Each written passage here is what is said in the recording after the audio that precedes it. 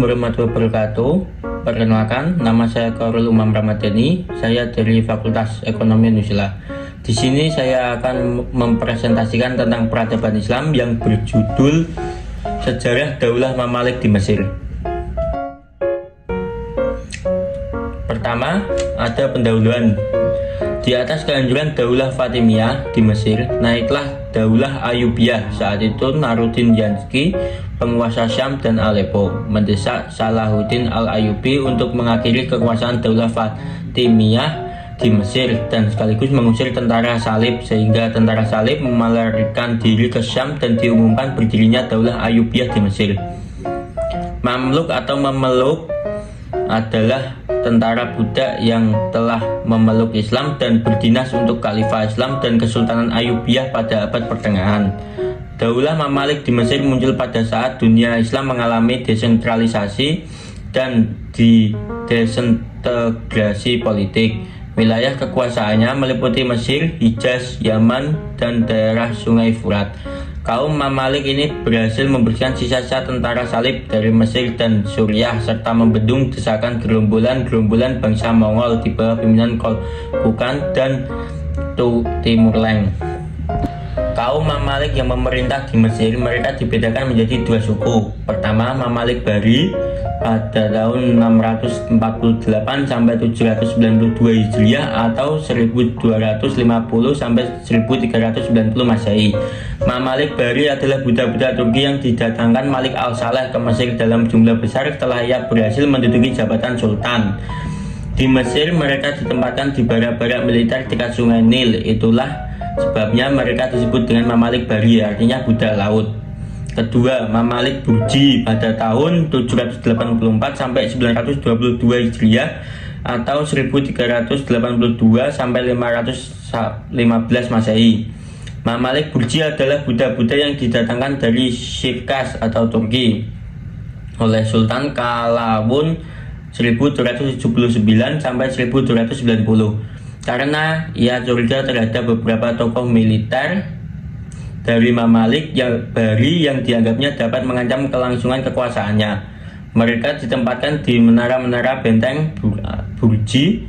Itulah sebabnya mereka disebut dengan Mamalik Burji. Baik Mamalik Bari maupun Mamalik Burji sama-sama berasal dari Turki, tetapi suku mereka yang berbeda. 2. Pembentukan pemerintahan. Untuk mempertahankan kekuasaan Daulah Ayyubiyah, Sultan Malik Al-Saleh memberikan kebebasan dan kesempatan yang seluas-luasnya kepada kaum Mamalik Bari untuk mencapai prestasi dan kedudukan tinggi dalam jabatan militer Daulah Ayyubiyah. Oleh karena itu, Mamalik Bari mempergunakan kesempatan tersebut untuk menyusun suatu kekuatan sehingga mereka menjadi kelompok militer yang terorganisir. Hal tersebut dilakukan untuk menyaingi kekuatan militer asal suku Kurdi yang sudah ada sebelumnya yang dibentuk oleh Sultan Malik Al-Kamil. Ketika Malik Al-Saleh berusaha hendak merebut kekuasaan dari Sultan Malik Al-Kamil, dia dibantu tentara dari budak-budak Turki. Sebaliknya, Sultan Malik Al-Kamil didukung oleh tentara asal Kurdi, tetapi kemenangan tetap berada di tengah Sultan Malik Al-Saleh. Sejarah pembentukannya. Proses berdirinya Mamalik dimulai dengan terbunuhnya Sultan Malik Al-Saleh dari dinasti Ayyubiyah pada 14 Sya'ban 647 atau 22 November 1249 Masehi. Budak-budak asal Turki memperkuat dirinya dalam satu kesatuan yang terorganisasi. Hal ini dilakukan karena mereka menyadari bahwa pergantian sultan akan menggoyahkan kedudukan mereka. Setelah Sultan Al-Malik Saleh meninggal, ia digantikan oleh Turansyah. Tetapi Turansyah tidak menyukai kaum Mamalik Al-Bari sehingga ia membentuk pasukan militer sendiri. Maka kaum Mamalik Bari pun tidak menyukainya karena mengabaikan peran mereka. Sultan Malik Al-Saleh meninggal, ia digantikan oleh Turansyah. Tetapi Turansyah tidak menyukai kaum Mamalik Al-Bari sehingga ia membentuk pasukan militer sendiri. Maka kaum Mamalik Al-Bari pun tidak menyukainya karena mengabaikan peran mereka. Baik Malik Al-Saleh maupun Turansyah tidak mempunyai anak laki-laki, yang ada hanya seorang bekas budak wanita yang bernama Syajar Ad-Dur yang sudah dimerdekakan dan dinikahi oleh Sultan Malik Al-Saleh. Ketika mereka hendak membabiatnya menjadi sultan, kaum muslimin menolaknya karena bertentangan dengan tradisi.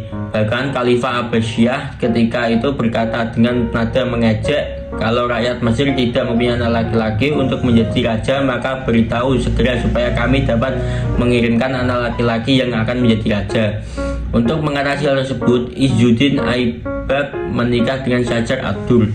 Dengan demikian, Izzuddin diangkat menjadi Sultan Daulah Mamalik di Mesir menggantikan Daulah Ayyubiyah sebelumnya.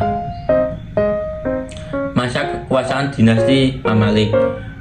Sejarah dinasti Mamalik ini hanya berlangsung sampai tahun 1517 Masehi ketika dikalahkan oleh Bani Utsmani. Daulah ini dibagi menjadi dua periode. Pertama, periode kekuasaan Malik Bahri sejak berdirinya 1250 Masehi sampai berakhirnya pemerintahan Babres tahun 1277 Masehi. Kedua, periode Mamalik Burji sejak berkuasa Saifuddin Qalawun berkuasa 1279 sampai 1290 Masehi sampai kerajaan ini dikalahkan oleh Bani Utsmani pada tahun 1517 Masehi. Masa kejayaan pemerintahan Daulah Mamalik. Setelah Mesir dipimpin oleh Sultan-Sultan Daulah Mamalik, mereka melakukan penataan pembangunan di berbagai terutama di tangan dua sultan yang sangat cekatan, yaitu Sultan Al-Jair Baibras dan Sultan Al-Mansur Qalawun. Ditangani dua orang sultan inilah peradaban Islam nampak cemerlang di Mesir, menjadi pusat kemajuan Islam saat itu. Walaupun tidak dapat mengimbangi kejayaan yang telah dicapai Baghdad dan Cordova Spanyol, adapun kejayaannya yang sudah pernah dicapai Daulah Mamalik di Mesir diantaranya dilihat sebagai berikut: bidang militer, bidang politik pemerintahan, bidang ekonomi, bidang ilmu pengetahuan, bidang seni dan budaya. 4. Masa kemunduran. Kesultanan Mamalik mulai memasuki masa kemunduran terlihat setelah jabatan pemerintahan beralih dari tangan Mamalik Bahri ke tangan Mamalik Burji pada tahun 1382 Masehi. Karena kaum Mamalik Burji tidak mempunyai ilmu pengetahuan tentang cara mengatur dan mengelola pemerintahan, kemampuan mereka hanya di bidang militer. Hal tersebut dapat dimengerti karena mereka pun datang ke Mesir adalah budak-budak yang didatangkan dari Sirkas atau Turki oleh Sultan Qalawun pada tahun 1279 sampai 1290. Karena ia curiga terhadap beberapa tokoh militer dari Mamalik Bahri yang dianggapnya dapat mengancam kelangsungan kekuasaannya, maka pada gilirannya mereka diberi amanat untuk memegang tampuk pemerintahan. Tidak ada kemampuan mereka untuk itu. Terakhir, Kesultanan Malik hancur ketika Sultan Salim dari Daulah Turki Utsmani datang ke Mesir untuk merebut kembali Mesir dari tangan Daulah Mamalik pada tahun 1517 Masehi. Sejak itu, tamatlah riwayat Daulah Mamalik di Mesir beralih ke tangan Turki Utsmani. Termasuk diantaranya jabatan Khalifah Abbasiyah yang dilindungi oleh Sultan-Sultan Daulah Mamalik selama lebih kurang dari 2 abad ikut serta beralih tangan ke Sultan Salim. Sejak itu pula, dia memakai gelar Khalifah dari Turki Utsmani. Sejarah telah mencatat bahwa pada masa dinasti Mamluk Bahri, Mamluk mengalami berbagai puncak kejayaan, utamanya pada masa Baibar memegang tumpuk kepemerintahan.